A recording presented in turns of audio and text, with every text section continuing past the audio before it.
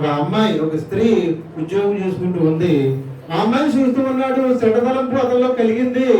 ఆ అమ్మాయిని మరి చంపేయాలన్నా పాడు చేయాలన్నా అతను ఒకడం వల్ల కాదు. ఇంకొక చెడ్డతలంపు స్నేహితుడికి పోసాడు. ఏం పోసాడు? నూనె పోసాడు. ఇలా చేద్దాం, ఇలా చేద్దాం. ఈ నలుగురు కలిసి ఈ చెడ్డతలంపుకి ప్రాణం పోసారు, జీవం పోసారు. ఓ రోజున అమ్మాయిని పట్టుకుని చంపేశారు. బాగా గమనించాను.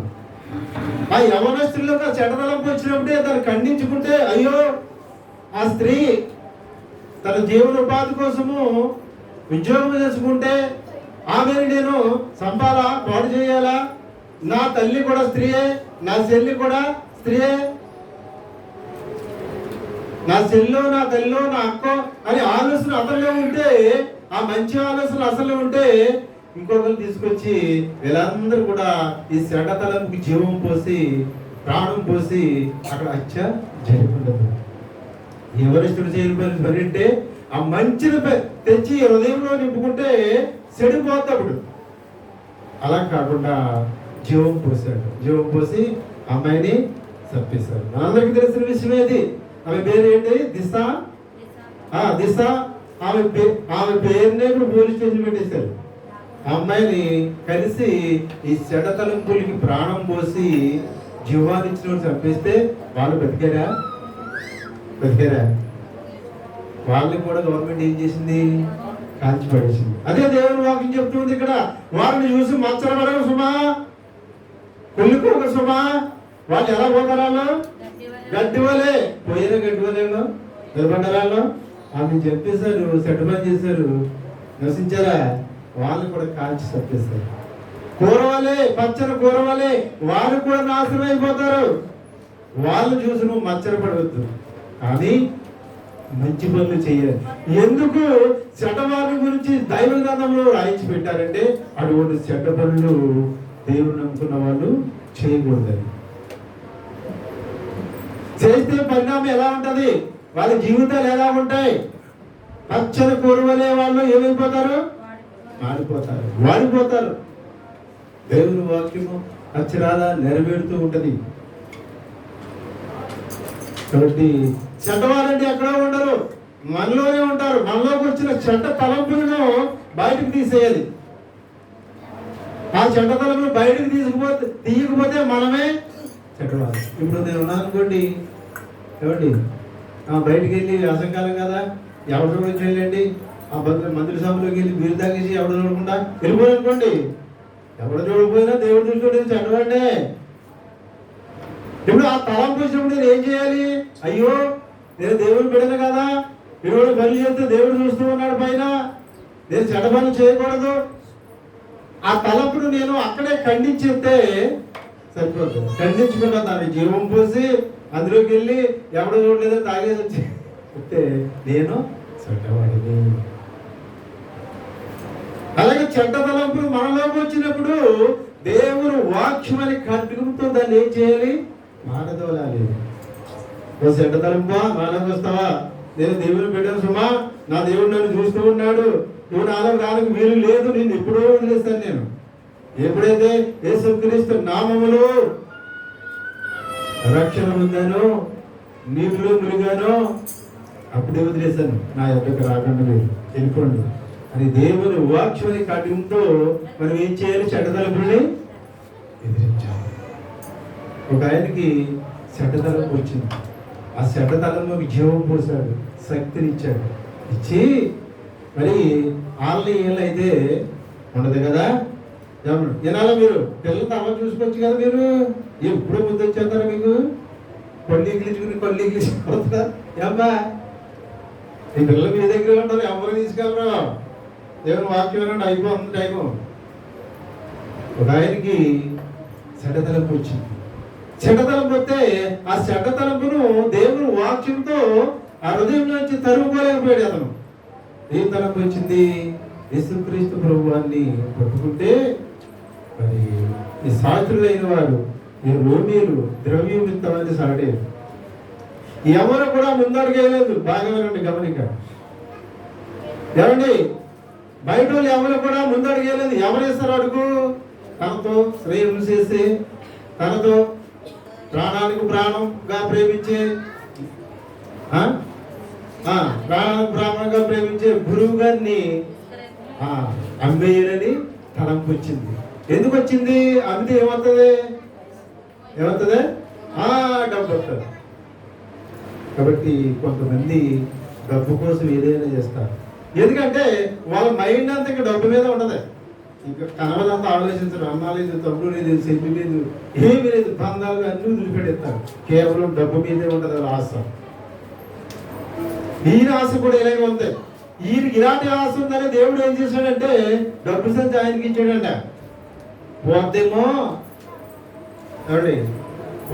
ఆశ, పోతే నాతో ఉంటాడు, జీవములో వస్తాడు, మరి పరలోక రాజ్యములో 12 సింహాసనం మీద ఒక సింహాసనం ఈయన వెళ్తాడు, ఆ భాగ్యం ఈయన పోగొట్టుకోకూడదు అని దేవుడికి తెలిసి ఆ డబ్బు సంచి ముందు ఇచ్చాడు. ఆయన మారతాడేమని.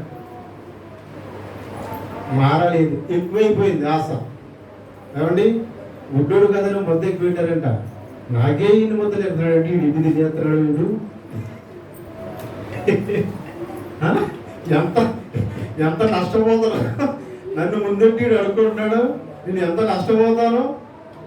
మరొకసారి రైల్వే స్టేషన్ కాడ ఎవరెత్తుడే గుడ్డైనా 2 కళ్ళు లేవు పాపం, అర్థం ఇంకోడు అన్నాడు. మీరు అంటాడు, ఇద్దరు తగ్గి ఉంటారు. మీరు అంటాడు, అరే నా ప్రాణం ఇచ్చేస్తాడు నీకు అన్నాడు. ఎవడో మామూలుడు అరయ్యరా అన్నాడు. కాబట్టి ఈ గుడ్డైనా మంచి లేకపోతే నడవలేకపోతున్నాడు. నడరా అయితే నేను బండి వచ్చేసి తెలిపోదాం అంటాడు గుడ్డే. ఎంత తిరుగు వాళ్ళకి బండి ఉండకూడదు అనలేదు మాట. బండి వచ్చేసిందంటే వాడికి ఎలా తెలిసిపోయిందో. నడువు వెళ్ళడుకుందాం అన్నాడు. నేను ఇప్పుడే రాను అన్నాడు. అదేంటి ఇప్పుడే కదా బాగా ఇచ్చేస్తా అన్నా, అప్పుడే రానున్నావు ఏంట్రా?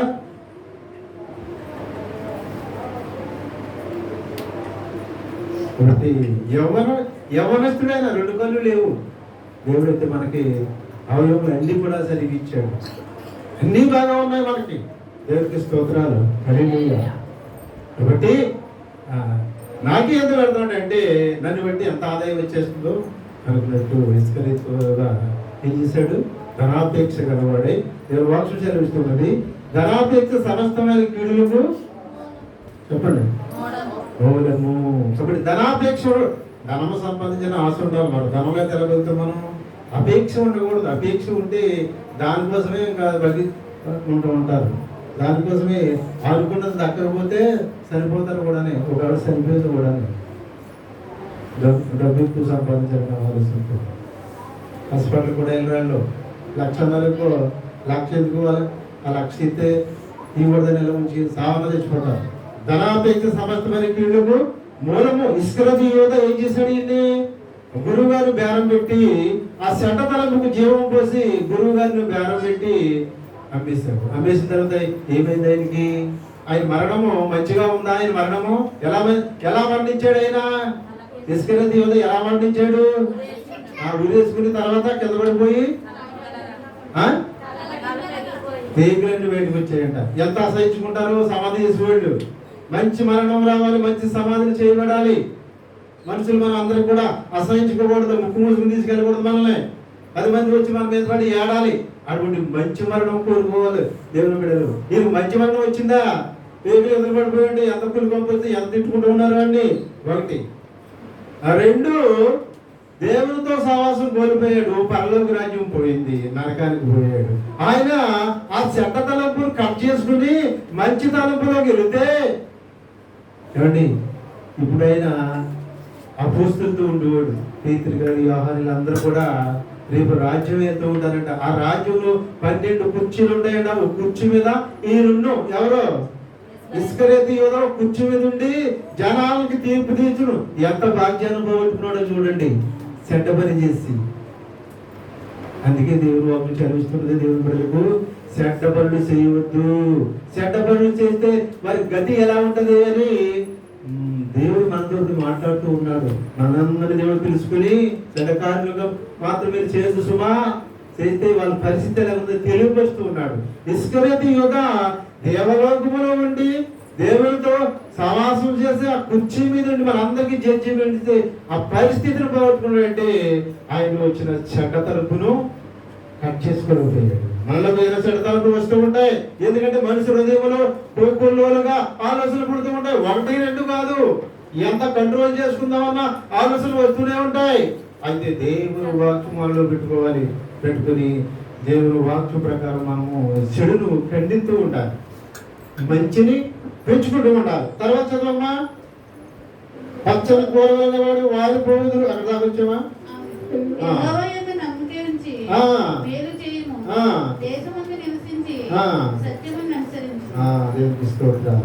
ఏం చేయమంటున్నాడు దేవుడు? యెహోవాయందు నమ్మిక ఉంచి మేలు చేయము. ఏం చేయమంటున్నాడు దేవుడు? మేలు చేయాలి. నీకు చేతనైతే మేలు చేయి, లేదా నోరు మూసుకుంటూ. యెహోవాయందు నమ్మిక ఉంచు. ఏంటి నమ్మిక అంటే? దేవుడే నన్ను దర్శించేవాడు, నన్ను మోక్షానికి తీసుకెళ్ళేవాడు యెహోవాయే. నా సమస్యలన్నీ సరిచేసేవాడు యెహోవాయే.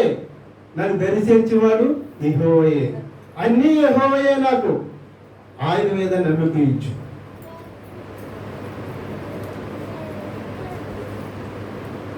ఇవన్నీ పక్కన పెట్టి యెహోవా మీద నమ్మిక ఇచ్చు. నీ భారమో లేక నీ పలు భారమో ఆ యెహోవా మీద మోపు. నువ్వు పని చేస్తూ ఉండు. మోపేమన్నారని మోపేసి ఇంట్లో కూర్చోవడం కాదు. నువ్వు పని చేస్తూ ఉండు. వెనకాల ఉండి నడిపిస్తూ ఉంటాడు. నడిపిస్తాడా లేదా? ఏమండి, 6 మూరల జామెడు గొలియాతు. ఇదేమో మన ఇలా ఉండుంటాడు, ఇలాగో లేదా ఇలా ఉండుంటాడు. ఎవరు? దావీదు గారు పోవాడు అన్నారు కదా. యాపిలాగో లేదా ఇలాగో ఉంటారు. వీళ్ళు ఏం చేశారు? 6 మూరల జామెడు మీదకి ఎవరు వెళ్తారు? వెళ్ళిపోయాడు. మరి 40 రోజులు అల్లిపోతున్నారండి. 4 నిమిషాలు వెళ్ళిపోతున్నాడు ముందు. ఎవరో ఇశ్రాయేలు 40 రోజులు అల్లిపోయి చచ్చిపోతారంట. ఎవడో ముందు అడిగేస్తలేదు. ఇప్పుడు కార్యం ఎవరు చేశారు? యెహోవా కార్యం చేశాడు. ఈ బాలుడు ముందుకి కార్యం చేసేది మనం కాదు. మన బాణాలు మోసుకుని తీసుకున్నది మనం కాదు, దేవుడు చేస్తాడు. అందుకే యెహోవా ఏం చేయాలి? మనము నమ్మిక ఉంచు. దావీదు నమ్మిక ఉంచాడు. ఆ గొలియాతుని చూడలేదు. గొలియాతు నిజంగా దావీదు చూస్తే అల్లిపోతాడు. లక్షల మంది యోధులు ఉన్నారు ఇశ్రాయేల్లో, యుద్ధం చేసేవాళ్ళు. వాళ్ళందరూ వెళ్ళిపోతూ ఉన్నారు. అయితే యెహోవాని చూశాడు. బాగుడైన దావీదు బైబిల్ ఎవరిదే? యుద్ధం ఏమగా చేస్తా, దేవుడు చేస్తాడని తెలుసు ఆయనకి. ఆ నమ్మిక ఆయనకు ఉంది. కాబట్టి యెహోవాని చూశాడు. ఆయన ముందుకు పరిగెత్తాడు. ముందుకు పరిగెడితే పరిగెడతాం ఆయన పరిగెట్టాడు. కానీ యుద్ధం చేసింది ఎవరో? దేవుడు చేశాడు. దేవుడు ఏం చేశాడు? రాయి ఎట్టుకెళ్ళి ఎక్కడెట్టాడు? నొసట్లో పెట్టాడు. నొసట్లో పెట్టి ముందుకు పట్టాడు. అదే నొసట్లో తగిలితే రాయంట యాక్చువల్గా వెనక్కి పడాలంట. ఎవరో? గొలియాతు. ముందుకు పట్టాడంట. అంటే వెనకాల నుంచి ఎవడో కొట్టాడు. వెనకాల నుంచి ఒక హస్తం వచ్చి, బలమైన హస్తం వచ్చి ముందుకు గెట్టింది. యుద్ధం చేసింది. రాయి ఇసిరాడు. కానీ ఆ రాయి ఒడిసులోంచి వెళ్ళి ఆ కిరీటంలో ఉన్న కన్నంలోకి వెళ్తుందా? బాగా గమనించండి మీరు. ఏమండి, ఒక టోపీ పెట్టుకున్నామండి. టోపీకి నక్షత్రం ఉంటుందండి. దూరంగా ఉన్నాడండి శత్రువు. ఒరుసులు తిట్టి ఇలా ఇసిరితే ఈ చిన్న నక్షత్రానికి తగులుతుంది. వెళ్ళి ఇక్కడ తగలొచ్చు, ఇక్కడ వెళ్ళదు. కాదు, రాయి ఎక్కడ తగిలింది? అక్కడికి వెళ్ళింది. యెహోవా ఆజ్ఞ, ఓ రాయిని వెళ్ళు అన్నాడు. వెనకాలంటూ ఓ జల్ల దేవుడు ఇచ్చాడు. ముందుకి పట్టాడు. ఆ విషయం ఎవరికి తెలుసు అంటే దావీదుకి తెలుసు. అప్పుడు దావీదు ఏం చేశాడండి? పడిపోయినండి కత్తి తీసుకుని సాగుతుంది. ఇప్పుడు యుద్ధం ఎవరు చేయాలి చెప్పండి? అర్థమవుతుందా? అందుకే యుద్ధము యెహోవాది, యుద్ధము యెహోవాది, యుద్ధము యెహోవాది,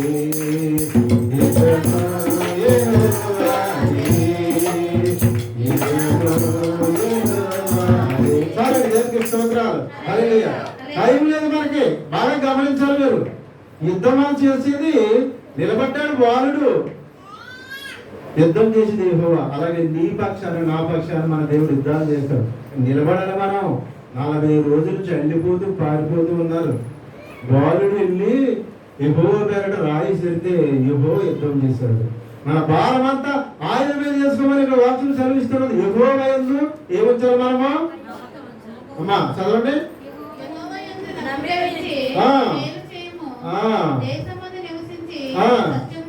దేవుని స్తోత్రం. యెహోవా యందు నమ్మికించి నువ్వేం చేయాలి?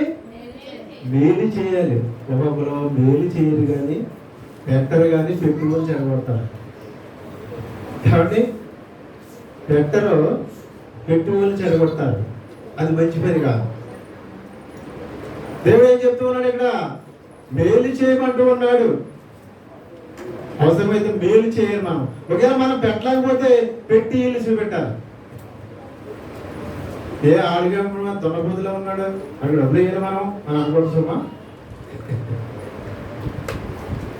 తర్వాత చదవమ్మా. దేశమందు నివసించి సత్యమును అనుసరించుము, సంతోషించుము. ఆయన నీ హృదయ వాంఛలను తీర్చును.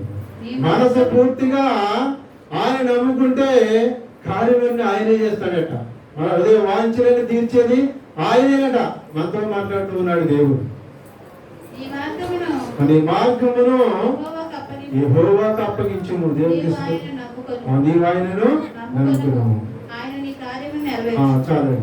నీ మార్గాన్ని ఎవరికి అప్పచెప్పాలి? నువ్వు యెహోవాకు అప్పచెప్పు. అంటే నువ్వు ఏ మార్గాన్ని, ఏ మార్గం గుండా ఎలా అనుకుంటూ ఉన్నావో, ఈ భూలోక జీవితము తర్వాత పరలోక జీవితము మార్గము నువ్వు ఎలా వెళ్ళాలనుకుంటూ ఉన్నావో నీకు నువ్వు నడవలేవు. అర్థమవుతుందా? పరలోక రాజ్యంలో మనం వెళ్ళాలంటే మనం స్వబుద్ధిని ఆధారం చేసుకుంటే కుదరదు, వెళ్ళలేం. ఒకడు అనుకుంటూ ఉంటాడంట యథార్థమైన జీవితం నాలో ఉన్నది అనుకుంటూ ఉంటాడంట. తుదకది నరకానికి తీసుకెళ్తాడంట. తన మట్టుకు తాను నేను యథార్థంగా జీవిస్తూ ఉన్నాను అని అనుకుంటాడంట. అతడు ఏమో తిప్పుతాడంట? నరకానికి పోతాడంట. కాబట్టి మన సొంత ఆలోచన పనికిరాదు. నేను దేవుడిని నడిపించాలి. అందుకే ఆయన నమ్ముకోమంటూ ఉన్నాడు. నీ హృదయ వాంఛలను తీర్చేది ఆయనే. నీ మార్గము దేవుడికి అప్పచెప్పు. భూలోక మార్గమైనా సరే, ఈ జీవితం అయిపోయిన తర్వాత పరలోక రాజ్యం వెళ్ళడానికైనా సరే, నీ మార్గాన్ని, నువ్వు వెళ్ళే మార్గాన్ని దేవునికి అప్పచెప్పు. ఆయన నిన్ను నడిపిస్తాడు. నడిపిస్తాడు నా దేవుడు,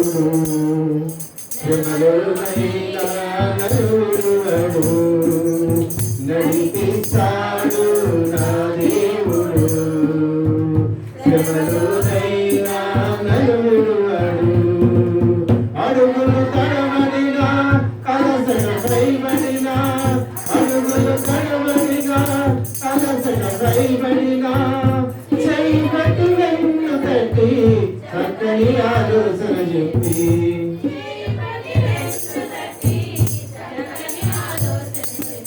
నడిపిస్తాడు నా దేవుడు,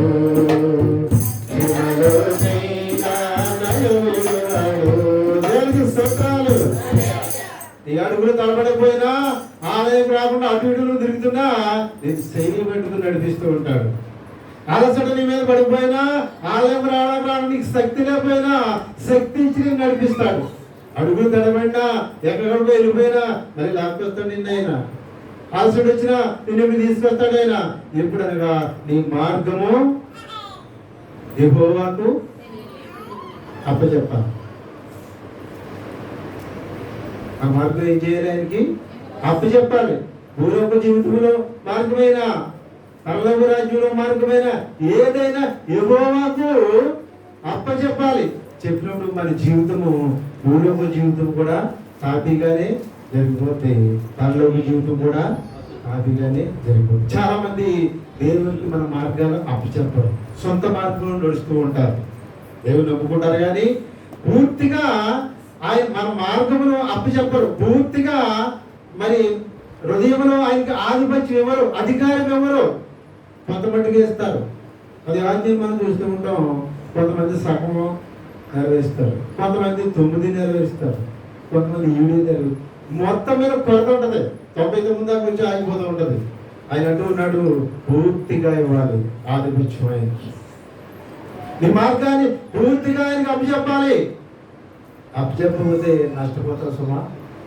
పచ్చని కూరవలే, ఎండిన గడ్డి వలే మాడిపోతావు సుమా అంటే నశించిపోతావు సుమా అంటే నరకానికి పోతావు సుమా దేవుడు సరిస్తూ ఉంటాడు.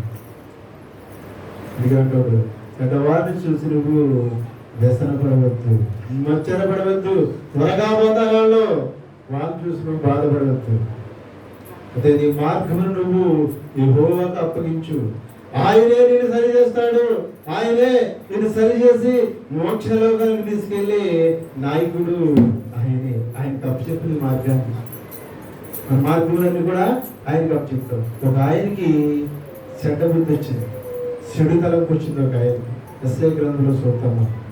ఎస్ఐ గ్రంథంలో చూసి మరి ఆ గ్రంథం కాబట్టి ఉంచుకుందాం ప్రోగ్రాంలో. ఎస్ఐ గ్రంథము 14వ అధ్యాయము 12వ వచనం చదువుకుందాం. తేజో నక్షత్రమా ఏకవ చుక్క ఆకాశం నుండి పడితివి. ఆగండి. 12వ వచనం చదువమ్మా. 12 కదా చదువు. తేజో నక్షత్రమా నీవెక్కువ ఆకాశం నుండి పడితివి, జనములను పడగొట్టిన నీవు వేలమట్టు వరకు కలుగొచ్చింది. తేజో నక్షత్రము అంటే దూతల్లో ఒక దూత, ప్రధానమైన దూత, దేవుడు ఏర్పరచుకున్న దూత తేజో నక్షత్రమా. అంటే తేజో నక్షత్రమా వెలుగుతూ ఉండేది దూత. ఈ దూతకి దేవుడు చేసే ప్రతి పని కూడా దేవుడు తెలియపరుస్తూ ఉండేవాడు. దేవుని సింహాసనం ఆ పైన ఉంది, దూత సింహాసనము ఎక్కిందా. తేజో నక్షత్రం, తేజోమయంతో వెలిగిపోతూ ఉంటుంది ఈ దూత. ఈ దూతలో ఒక దుర్బుద్ధి వచ్చిందంట. ఏంటంటే దేవుని సింహాసనం అక్కడ ఉన్నది, నా సింహాసనం ఇక్కడ ఉన్నది. దేవుడు ఏ కార్యం చేసినా నాకు చెప్పకుండా చేయడం లేదు. ఆయన చేసే పనులన్నీ నాకు తెలుసు. ఆయనలో, ఆయన హృదయంలో ఆలోచన వస్తుంటే ఈ తేజో నక్షత్రము ఈ ప్రధాన దూతకి తెలిసిపోయాట. ఏమండి ఇప్పుడు చూడండి, సెలలో పెడతారు కదా, ఇక్కడ మనం తీస్తున్నారు కెమెరా, ఇక్కడ స్విచ్ నొక్కితే అన్ని సెల్లకి వెళ్ళిపోతాయి లేదా ఏమండి? ఇక్కడ స్విచ్ నొక్కితే, చిన్నోటి పెట్టి స్విచ్ నొక్కితే అన్ని సెల్లకి వెళ్ళిపోతున్నాయి. అలాగే దేవుడు ఏం చేయాలనుకుంటున్నాడో ఆలోచన అంతా ఈ తేజో నక్షత్రం ఈ ప్రధాన దూతకి తెలిసిపోతూ ఉండేది. అంతా స్వరూపుని ఇచ్చేసాడు దేవుడు ఆ తేజో నక్షత్రాన్ని. ఇచ్చేస్తే అనుకుందట, ఇక దేవుడికి నాకు తేడా ఏముంది, ఆయన చేసే ప్రతి పని కూడా నాకు తెలుసు, ఏం చేస్తాడో ఆయన ఆలోచన వస్తే నాకు తెలిసిపోతుంది, ఇంక ఆయనకి నాకు తేడా ఏముంది అని అనుకుంటూ ఉందంట. అనుకుంటూ ఉన్నప్పుడు దేవుడికి తెలిసిపోయి అక్కడి నుంచి నన్ను ఏం చేశాడు, ప్రధాన దూతనే కిందకి అదే వెళ్తున్నారు. తేజో నక్షత్రమా ఎక్కువ చుక్క నువ్వు ఇట్లా ఆకాశం కిందకి పడితివి. చూసారా, తేజో నక్షత్రం అంట వేకువ చుక్క అంట. అంటే చూడడానికి ఎంతో రమ్యంగా ఉండేది, అందంగా ఉండేది. ఎప్పుడు దేవునితో సమావేశం చేసినప్పుడు తేజోమయంగా వెలుగుతూ ఉండేది. తేజోమయుడు వేకువ చుక్క. ఇటువంటి గొప్ప పేర్లు కలిగి ఉన్న ఈ దూత ఎందుకు పడిపోతుంది తెలుసా? ఈమెలోకి ఏమొచ్చింది? చెడుతనం వచ్చింది. ఏంటంటే దేవుడికి నాకు ఇంక తేడా ఏమి లేదు కాబట్టి నేను ఆకాశ మండలంకి ఎక్కి ఆయనతో సమానులుగా చేసుకుంటాను. చదవండి కింద. జనములను పడగొట్టిన నీవు నేలమట్టు వరకు ఇట్లు నరకబడితివి.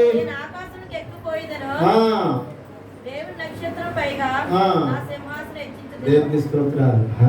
ఏమనుకుంటూ ఉంది ఈ తేజో నక్షత్రము? ఆకాశముకు ఎక్కిపోతును దేవుని నక్షత్రం పైగా నా సింహాసనం వేసుకుందును. చూసారా ఎంత దుర్బుద్ధి వచ్చిందో. ఇటువంటి దుర్బుద్ధి వచ్చిన వాళ్ళకి గతాన్ని మర్చిపోతూ ఉంటారు. దూత ఎక్కడ, దేవుడు ఎక్కడ? దూతలను దేవుడు కలుగు చేసుకున్నాడు, అంతేనా ఏమండి? దేవుడు ఉన్నవాడు అనువాడు, ఆయన ఎప్పటి నుంచో ఉన్న దేవుడు. దూతలు ఏం చేశాడు? దూతలు ఏం చేస్తూ ఉంటాయి? దేవుడి కార్యములు చేస్తూ ఉంటాయి. దేవుడు ఏ పని చెప్తే ఆ పని చేస్తూ ఉంటాయి. ఇప్పుడు ఈ దూత అనుకుంటూ ఉంది సరువు ఇచ్చాడు కదా అని దేవుడితో సమానంగా చేసుకుంటానని వచ్చి దానికి నాకు తేడా ఏముంది? కోటీశ్వరుడు ఉన్నాడు అనుకోండి, ఆ కోటీశ్వరుడు ఇంట్లో పని చేసిన ఈ మంచోడని, దొంగల గడ్డ చేయడని, మన ఇంటి చుట్టూ ఉన్నాడని, అరే ఆయనకున్న అకౌంట్లన్నీ, ఆయనకున్న ధనం అంతా ఆయన కుర్చీలో భోజనం పెట్టి ఇవన్నీ సర్వీస్ చేస్తే ఓ రోజున ఆయన లేనప్పుడు చూసి ఆయన కుర్చీలో కూర్చున్నాడట. ఆయన ఇస్తున్నాడంట. ఎలా అంటే మీకు నాకు తేడా ఉందండి, మీ అకౌంట్ అంటే నాకు తెలుసు కదా, అధికారం నాకు ఇచ్చేసారు కదా అంటే ఒకటి పీకి బయటికి ఇలాగే ఉంటుంది. ఈ పది కూడా దూత ఎక్కడ, దేవుడు ఎక్కడ? దేవుడిని ఎవరో కలుగు చేయలేదు, మనకు తెలుసు ఆ చరిత్ర, అవునా? దూతలను ఎవరు కలుగు చేశారు? దేవుడే కలుగు చేశాడు. ఆ దూతలు సర్వించినంత మాత్రాన నువ్వు ఎక్కడ వేసుకుంటావు? నీ కూర్చోట్టుకెళ్ళి దేవుడికి పైగా వేసుకుంటావా? దేవుడు ఏం చేస్తా చూసారా? మనిషి దుర్బుద్ధి ఎలా ఉంటుందో తిరుగుపరుస్తున్నాడు. మనిషి అంతే, అవసరం తీరిపోతే తిరగబడిపోతాడు, అవసరం ఉంటేనా పాలనుకున్నాడు. చూసారా? మనిషి నేను మనిషినన్న సంగతే మరిచిపోయి దేవుడితో సమానులుగా చేసుకున్నాడు. దేవుడికి స్తోత్రాలు. కాబట్టి అందుకే మనం మన శరీరమే మనకు శత్రువు. ఒక పాట ఉంది, నా శరీరమే నా శత్రువు. ఇప్పుడు ఈ ప్రధాన దూత శరీరము ఆ ప్రధాన దూతకి శత్రువు అయిపోయింది. శత్రువు అయిపోయి ఎక్కడికి వచ్చేయాడు? పాతాళ లోకంలో ఓ మూలమని ఎడుతాడట. అయ్యో నా కర్మ ఎలా కాలిపోయింది, దేవుని దగ్గర ఉండేవాడిని, ఆయనకు వచ్చిన తలంపులు తేజోమయంగా ఎరుగుతూ ఉండేవాడిని, నరకంలో పడ్డాను ఆయన అని ఎడుతూ ఉన్నాడట. చూసిన వాళ్ళు అందరూ పలుకుతూ ఉన్నారు. ఏంటి నీ పరిస్థితి ఎలాగైంది?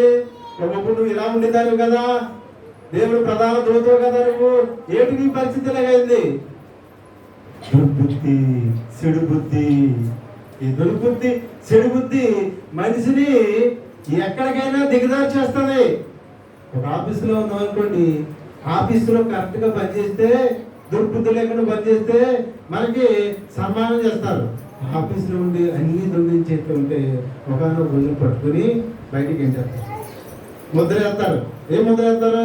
ఇంక్రిమెంట్లు కట్టలు చేసేస్తాడు. ఇది దొంగతనం చేయడం కాబట్టి 2 ఇంక్రిమెంట్లు పోయి అని ఎస్ఆర్లో రాసేస్తారు. 2 ఇంక్రిమెంట్లు ఉండవు. దుర్బుద్ధి వచ్చిన అధికారులు ఏమండి, నెలకు 1,00,000 తీసుకున్న అధికారులు దుర్బుద్ధి వచ్చి లంచాలు తీసుకుంటూ ఉంటారు. ఏంటి 10,000 5,000 కొట్టుకు పెడుతూ ఉంటారు. ఆ నెలకు 1,00,000 మరిసిపోతారు. నేను చెప్తాను కదా, ధనాపేక్ష సమస్తమైన కీళ్లకు. ఈ ధనాపేక్ష ఏం చేస్తారంటే నెలకు 1,00,000 రూపాయలు చేతుకుంటారు. సంతోషం ఉండదానికి ఎదగోడి దగ్గర 2,000 3,000 ఎలా లాగేయాలా, ఎలా ఇరుకులు పెట్టాలని ఇదే ఉద్యోగం. అక్కడికి వచ్చి జీతవాడు మర్చిపోతాడు. మరి పట్టుబడి పోయి ఎందరో అధికారులు మనం పేపర్లో చూస్తున్నాం. చూసారా మీరు? ఇప్పుడున్నానే ఏమండి, ఎంత బంగారం, ఎంత డబ్బు ముందెట్టి వాళ్ళ అధికారినా ఈ అధికారి లంచాలు తీస్తా పట్టుబడిపోయాడు. ఇన్ని కోట్లు సంపాదించేసాడు. ఇప్పుడు అన్ని కోట్లు పోయాయి, చెడ్డ మార్పు వచ్చేసింది, పెన్షన్ రాదు. చూసారా? చెడ్డ పేరు వచ్చింది, అన్ని కోట్లు పోయాయి, పెన్షన్ సరిగ్గా రాదు. అందుకే ధనాపేక్ష సమస్తమైన కీడులకు మూలము. ఆ ధనాపేక్ష ఉండకూడదని దేవుడు సెలవిస్తూ ఉన్నాడు. ధనాపేక్ష వచ్చి నీకు ఇచ్చిన జీతంతో నువ్వు సంతృప్తి పడకుండా ఎదుటి దగ్గర లంచాలు తీసుకుంటే పరిణామం ఎలా ఉండదో మనం చాలా సార్లు టీవీలో చూస్తూ ఉంటాం. ఇలాగే వచ్చింది ఇప్పుడు ఎవరికి? ఈ తేజం నక్షత్రానికి కూడా ఇదే పరిస్థితి వచ్చింది. ఆకాశములో హాయిగా దేవుని సమ్ముఖంలో ఉండి ఈ నక్షత్రము, ఈ వేకువ చుక్క పాతాళంలోకి వెళ్ళి నరకంలో పడి ఏడుస్తూ ఉన్నది. కింద చదవండి.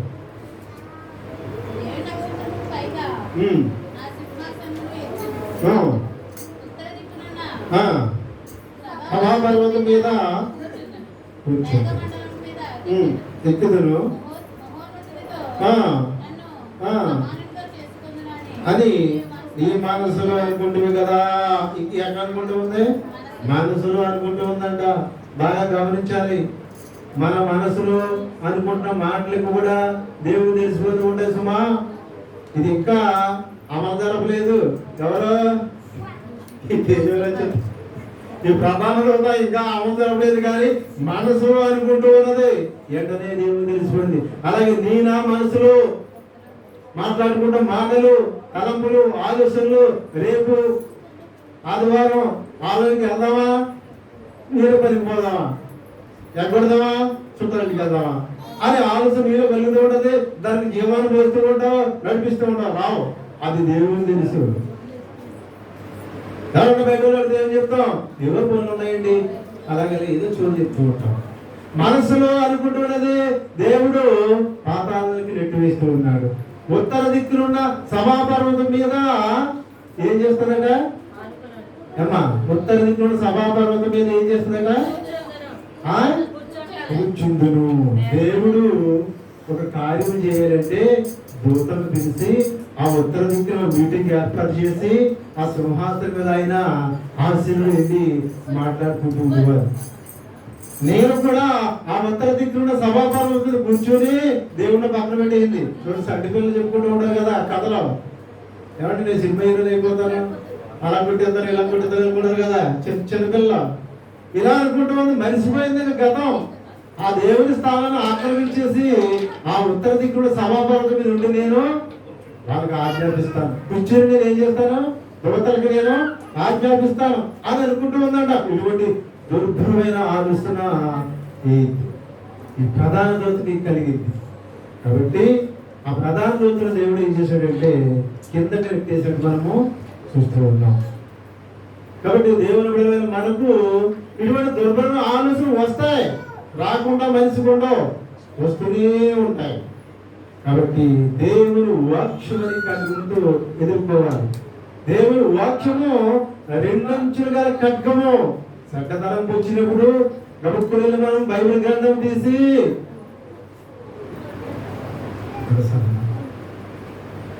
ఇదిగో నువ్వు చెడ్డ పనులు చేస్తే నేను దేవుడు బిడ్డను కాదు, దేవుడు శిక్షకు నేను పాత్రుడు. చెడ్డ పనులు చేసిన గతి ఏమైంది? వాళ్ళు పచ్చని కూర వలె మారిపోతారు, గడ్డి వలె ఎండిపోతారు. కాబట్టి నేను చెడ్డ పనులు చేయను, నేను మంచి పనులే చేస్తాను. నా దేవుడు మంచివాడు కాబట్టి నేను మంచి పనులు చేస్తాను. దేవుడు రాజ్యానికి వారసుగా ఉండాలని తీర్మానం చేసుకుని గ్రంథం చదివి ప్రార్థన చేస్తే ఆ చెడ్డ తలపుకి జీవమానం పోయి ఆ చెడ్డ తలపుని ఏం చేస్తాం? బయటికి నెట్టేస్తాం. అలా చేయని పరిధిలో ఆ చెడ్డ తలపునే చేస్తూ ఉంటాం మనం. ఆ చెడ్డ పనులే చేస్తూ ఉంటాం మనం.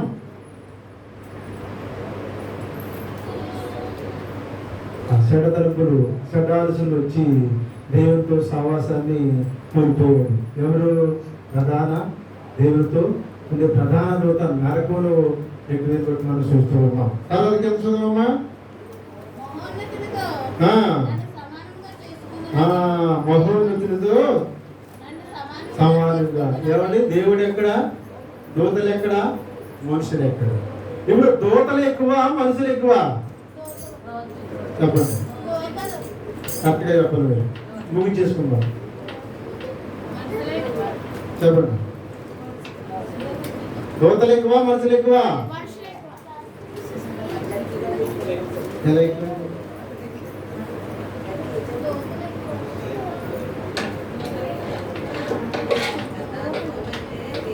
మనుషులే ఎక్కువ. ఎందుకంటే మనిషి దేవుని పోలికలో ఉన్నాడు, దూతలు దేవుని పోలికలో లేవు. దూతలు ఎవరు అసలు మీకు తెలుసా? ఆడా మగ? దూతలు ఆడా మగ? దూతలు సైతాను కాదండి. చెప్పండి, దూతలు ఆడా మగ? రెండు చెప్పండి, ఎదురు చెప్పండి. ఏమవుదా?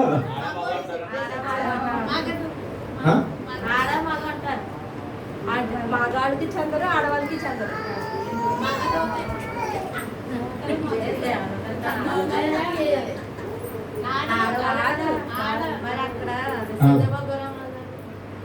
ఆడ మగ ఆడ కాదు మగ. మరి మనము దేవుడు ఆడవాళ్ళు ఆడలే, మగవాళ్ళు మగవాళ్ళు. అందుకే మనం ఎక్కువ మన దేవుని పోలికలో ఉన్నాం మనం. అందుకే దేవుడు దూతలు మనకంట తక్కువ.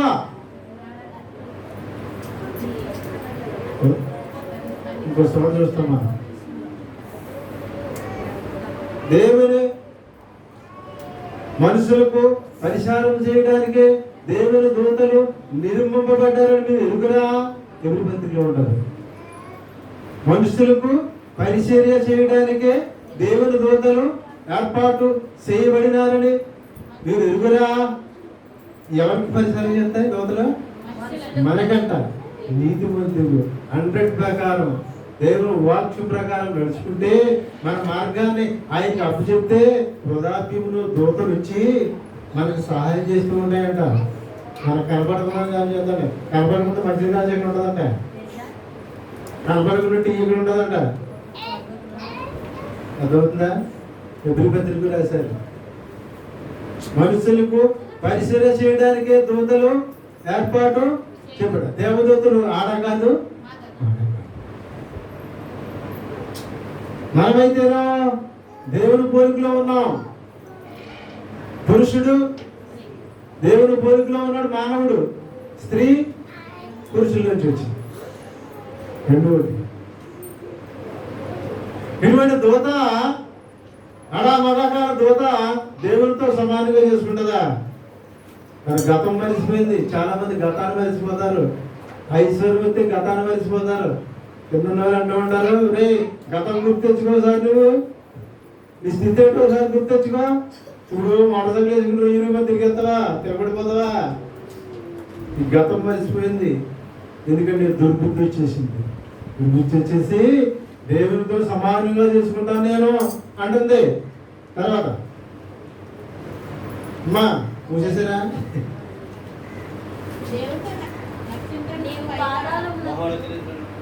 మహోన్నతులతో సమానంగా చేసుకుందని నీ మనసులో నువ్వు అనుకుంటావు కదా. నీవు పాతాళమునకు నరకములో దేవునికి స్తోత్రాలు. హల్లెలూయా. ఏమైంది పరిస్థితి? ఎక్కడికి వెళ్ళింది ఈవిడ? ఏమండి ఎక్కడికి వెళ్ళింది ఈవిడ? ఈ దుర్బుద్ధి గల ఆవిడ, ఈ చెడు బుద్ధి గల ఆవిడ ఎక్కడికి వెళ్ళాడు? పాతాళములు మూడు నరకములు పోయి ఏడుతున్నాడంట. ఏమైపోయింది అధికారం అంతా? మహోన్నతుడితో సమానంగా చేసుకుంటావా? దేవునితో సమానంగా చేసుకుంటావా? అలా కానీ కుదరదు. దేవుడు దేవుడే, మనిషి మనిషి. కాబట్టి ఇటువంటి దుర్బుద్ధులు, ఇటువంటి చెడు బుద్ధులు దేవుని మనలో ఉంటే అన్నీ తీసేసుకోవాలని దేవుని వాక్యం సెలవిస్తూ ఉన్నది. ఎవరో ఒక మాట చదువుకొని ముగించుకుందాం. మత్తయి సువార్త 5వ అధ్యాయము 8వ వచనం చదువుకుందాం. హృదయ శుద్ధి గల వారు ధన్యులు. దేవుని స్తోత్రాలు. హల్లెలూయా. హృదయ శుద్ధి గల వారు ధన్యులు. హృదయము శుద్ధి చేసుకోవాలి మనము. ఏ చెడ్డ తలుపులు, ఏ చెడ్డ ఆలోచనలు, చెడ్డ కోరికలు, చెడ్డ ఊహలు ఇటువంటివన్నీ ఏమీ లేకుండా హృదయాన్ని శుద్ధి చేసుకుంటే వాళ్ళు ఎవరండి? ధన్యులు. ఏం చేస్తారు వాళ్ళు? దేవునికి స్తోత్రాలు. హల్లెలూయా. ఎందుకంటే మహాభాగ్యం ఉన్నది. హృదయ శుద్ధి గల వారు ధన్యులు. వాళ్ళు దేవుని చూస్తారు. ధన్యులు అంటే ఎవరని చెప్పుకున్నాం మనం? ఎవరు మంచి వాళ్ళు, దేవుని చేత ఆశీర్వదింపబడే వాళ్ళందరూ కూడా ధన్యులు. ఒకటి. తర్వాత వాళ్ళు ఏం చేస్తారట? దేవుని చూస్తారట. దేవుని చూడటం అంటే ఏంటంటే ముఖాముఖిగా చూడటం కాదు. దేవుని వాక్యం మన హృదయంలో ఉంటుంది. దేవుని మాటలు మన హృదయంలో ఉంటాయి. దేవుని ఎందుకు భయభక్తితో ఉంటాం, దేవుని ఎందుకు ప్రేమతో ఉంటాం. ఒక మాటలో చెప్పాలంటే ఆదివారం మనకి శనివారం నాటి నుంచి మనకి ఆలయంలోకి వెళ్ళిపోవాలి. ఆదివారం రేపు అనగా శనివారం నుంచి ఆలయంకి వెళ్ళకూడదు. ఏ విధంగా ఆలయం ఎగ్గొట్టాలి, ఏ విధంగా పోవాలి, ఏ విధంగా చెప్పాలి అని ఉంటూ ఉంటారు. వీళ్ళ హృదయశుద్ధి గల వారు కాదు. వీళ్ళు దేవుడు చూడాలనుకున్న వాళ్ళు కాదు. దేవుడు చూడాలనుకున్న వాళ్ళు, హృదయశుద్ధి గల వాళ్ళు శనివారం నుంచి మొదలవుతుంది. స్టార్టింగ్ ఏంటిది? ఏమండి ఆనందరికి వెళ్ళిపోవాలి, మంచిగా పాటలు పాడాలి. ఎవరు అయితే మంచిగా పాటలు పాడాలి, పెద్దోళ్ళు అయితే మంచిగా ప్రార్థన చేయాలి, వాక్యం వినాలి. ఆ రోజంతా నా దేవుని సన్నిధిలో నేను ఆనందించాలి. ఆయనలో నేను ఏకమైపోవాలి, నాలో ఆయన ఏకమైపోవాలి. నిద్రపడదు అండి అది ఆలస్యం వాళ్ళ కలుగుతుంది. వాళ్ళు హృదయ శుద్ధి గల వాళ్ళు. సినిమా నుంచి మొదలవుతూ వాళ్ళకి ప్రేమ చూడండి. వెళ్ళి సినిమా వచ్చిందనుకో ఎప్పుడు చూడాలి ఎప్పుడు చూడాలి ఎప్పుడు చూడాలి. ఏమండి పేరెంట్లు ఉంటారు కదా, పేరెంట్లు ఉంటారు కదా, ఆ రిలీజ్ సినిమా ఎప్పుడు చూడాలి ఎప్పుడు చూడాలి అని ఆలోచన అందులో ఉండిపోతుంది మనకి. అది చూసేదాకా నిద్రం. అలాగే ఆదివారం వస్తుందంటే శనివారం నుంచి మొదలెట్టాలా, ఎప్పుడు వెళ్ళాలి ఎప్పుడు వెళ్ళాలి, ఏ డ్రెస్ వేసుకోవాలి, ఏం చేయాలి అని ఆలోచిస్తున్నారు. వాళ్ళే హృదయశుద్ధి గల వాళ్ళు. వాళ్ళు హృదయశుద్ధి చేసుకుంటే వాళ్ళు ధన్యులు అవుతారు. వాళ్ళు దేవుని చూస్తారు, దేవుని వాక్యం అవుతారు. అప్పుడు దేవుని రాజ్యానికి వారసులుగా ఉంటారని దేవుని వాక్యం చదివిస్తూ ఉన్నది. నేను ముగిస్తూ ఉన్నాము, ఎందుకంటే మన కార్యక్రమం ఉంది కాబట్టి. మన ప్రభువైన యేసుక్రీస్తు వారి కృప మనందరికీ తోడే ఉండును గాక. మన సమయము నాగంజర్ నేను చెప్తూ ఉన్నాను.